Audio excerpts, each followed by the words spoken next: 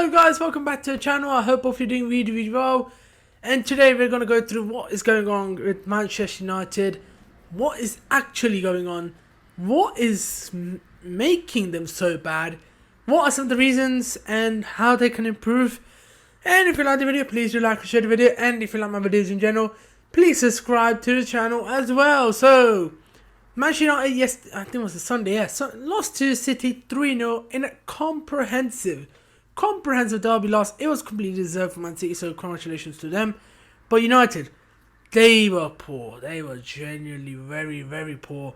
The amount of chances they gave away, the amount of lack of defensive solidity they had, and after spending so much money, you had a midfield of Eriksen and McTominay. Oof. And you, of course, had a very awful defense. I know that's down to injury, but you had Varane on the bench, so things have not been going well. So I've got a couple of reasons why. Number one, the ownership situation. First of all, the Glazers haven't helped. I don't think they have helped Erik ten Hag in a way they needed to. They haven't provided him with the people that could help him recruitment-wise.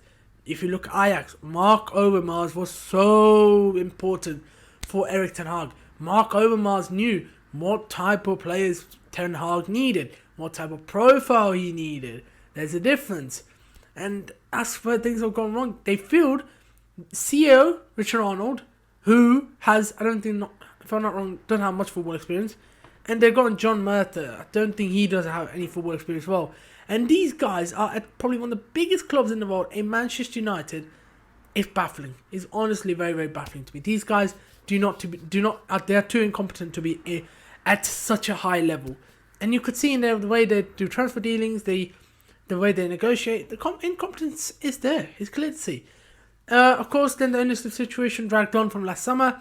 That who was going to buy the club? Was it going to be Qataris? Was it going to be the Sir Jim consortium? And the Qataris did back away. The obvious preference of the Glazers was the Ratcliffe bid, because Ratcliffe allows them to keep, I think it was 25% of the shareholding, so they would get more dividends out of the club, but now they wouldn't take more of the brunt, basically. And the Qataris, I thought the Qataris, it was a great offer for the Manchester United. Look, I think it was a 5 billion, Yeah, 5 billion, all debt taken off. That's going to be owned by the Qataris as well. And Glazer said no, so that shows how greedy they are. They really want to stay at this club and become even more of a factor of ruining Manchester United as we know it. Now, Sir Jim, let's talk about Sir Jim. Look, Sir Jim, he's a good owner. I think he's done an okay job at Nice. He has turned them into a stable club. Now they're pushing above their weight in Liga, and they're top of the league in Liga, with probably one of the most exciting managers in Francesco Ferraioli. Very excited coach, keep an eye out, and a very excited squad. So that's good scouting, that's good profiling. So it's not all doom and gloom. I think Sir Jim can rescue the situation. He needs to hire the right people, be it CEO, be it supporting director. I think those two positions are going to be key to make Erik ten Hag feel much more comfortable and let him do his job. His job isn't to suggest you names. Okay, I want this guy. He should be telling you, okay, I want a centre-back who's ball playing and he's, I don't know, very robust. And then the club, go there, find the players, 4, 5, 6, whoever you want. And then you sit with Erik ten Hag, you have a discussion, you decide which one's the best one for the club. So that's the thing that should be done. And now we do move to the second problem, Manchester United recruitment team. Absolutely pathetic. They do not have a clue themselves, I don't think. They have just messed the club up. If you look at some of the signings, Jadon Sancho, they could have got him a year earlier. Didn't. Then got him a year, I think it was under Oli. So yeah, I think it was the lockdown year where they should have got him. They didn't. Then they got him the next year, where I think it was a bit more expensive. So it's just baffling to me, honestly. And the other signings that don't make real sense to me, I just don't. I'm baffled with the amount of bad recruitment these guys have done. Be it profile-wise, be it, of course, the way they have made the squad up. How is Scott McTominay one of the best players in the squad? I mean, they brought in Casemiro, but Casemiro's past it. I thought they needed to buy someone who was ready for the here and the now, who was able to play there for 2-3 years. Now, how long has Casemiro got? 1 more year, maybe? They're going to be in the market for the same issue. So that's the thing. I thought they hadn't backed Erik ten Hag properly. They have asked Erik ten Hag for what players do you want. That is not the right way to go. I am telling you for a fact that is not the right way to go. You need to tell the manager, we will do the scouting, we will try and find the best players for you.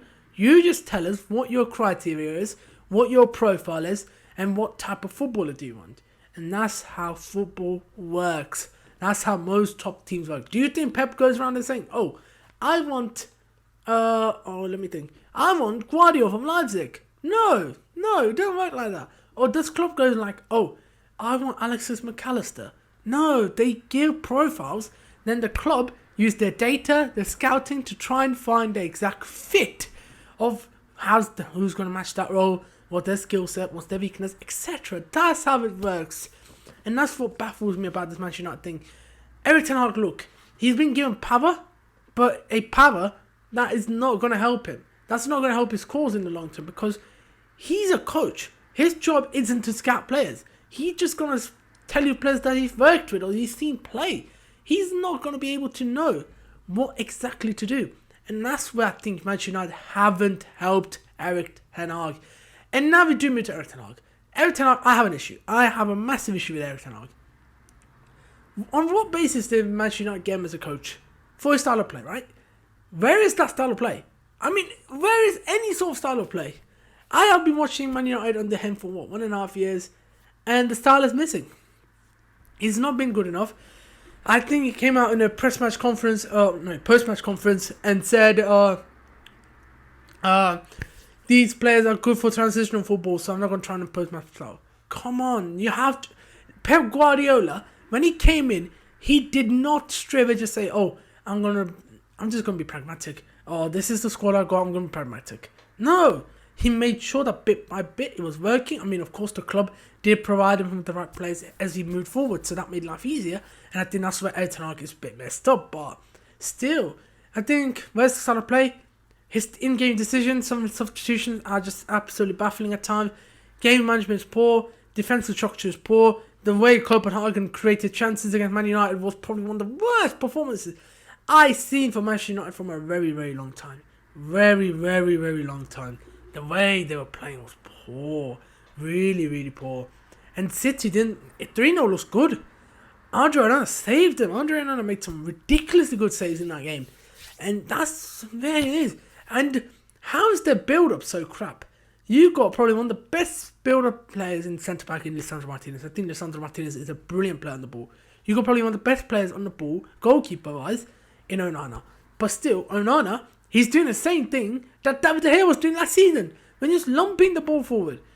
Andre Onana, you cannot tell me Andre Onana is a bad goalkeeper on the ball. Yeah, you can question his goalkeeping skills. I do as well. But on the ball, he's probably one of the best.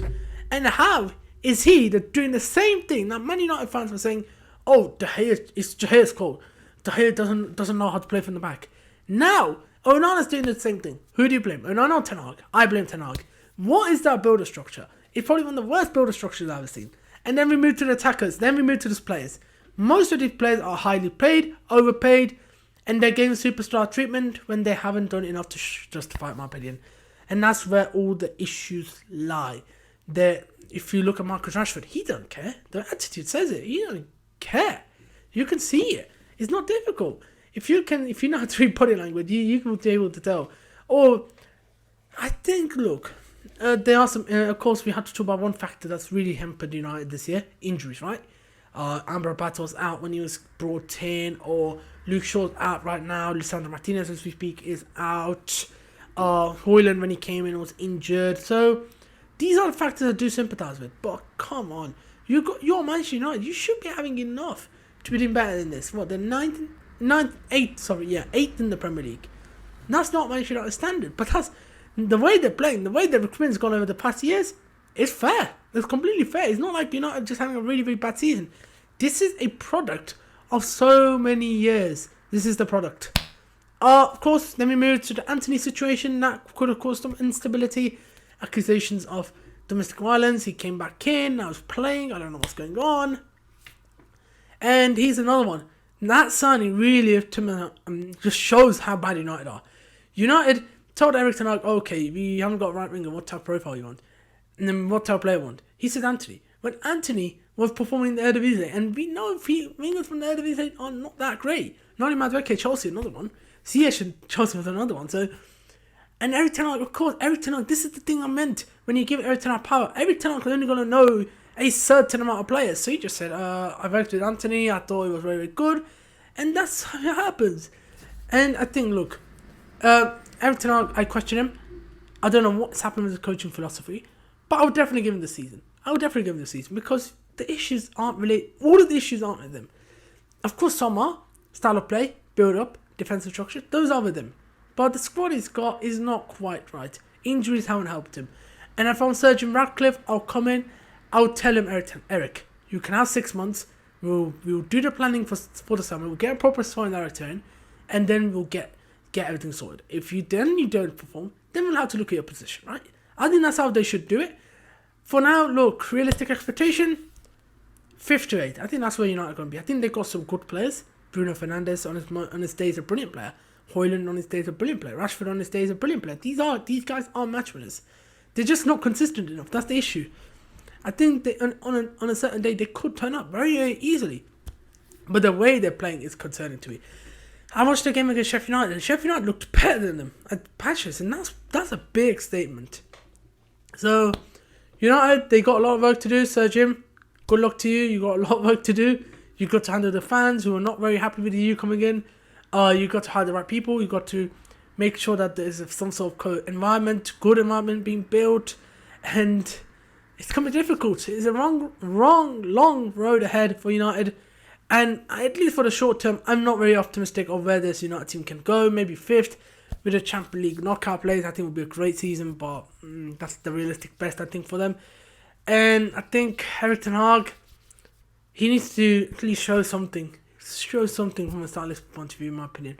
Anyway, this was my take on Manchester United. What is going wrong with them, my opinion. What could be done. What are their issues. If you like the video, please do like and share the video. If you like my videos in general, please subscribe to the channel as well. Leave me your opinions in the comments down below. And I hope to see you guys later for another video.